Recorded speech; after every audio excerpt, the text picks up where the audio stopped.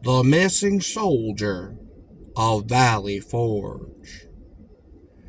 During the dreadful winter of the American encampment upon Valley Forge, 6 or 8 soldiers did go out to forage for provisions, knowing that little was to be hoped for near the camp of their starving comrades.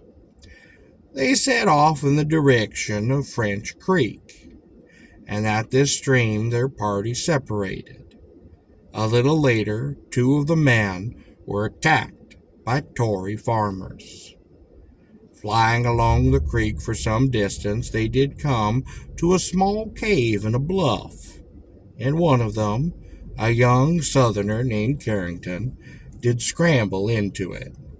His companion was not far behind, and was hurrying toward the cave, when he was arrested by a rumble and a crash. A block of granite, tons in weight, that had hung poised overhead, had slid from its place, and completely did block the entrance.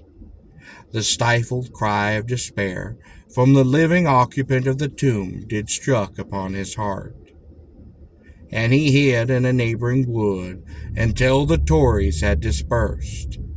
Then, returning to that cave, he strove with his might and main to stir that granite boulder from its place, but without avail.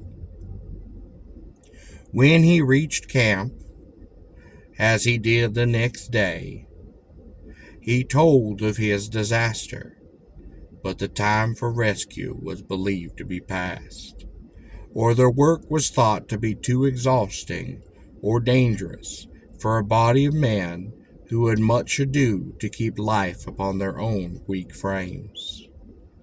It was a double tragedy, for that young man's sweetheart never recovered from the shock that the news occasioned, and upon her tomb near Richmond, Virginia, these words are chiseled: "Died of a broken heart on the 1st of March, 1780, Virginia Randolph, aged 21 years and 9 days, faithful until death."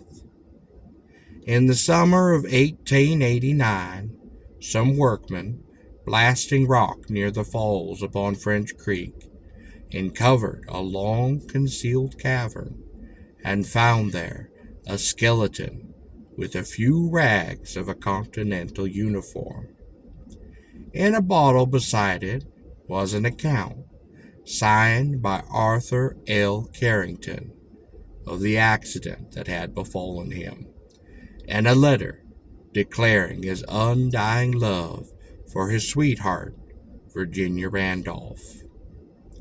He had starved to death, and the bones were then neatly coffined and were sent to Richmond to be buried beside those of his faithful Miss Randolph.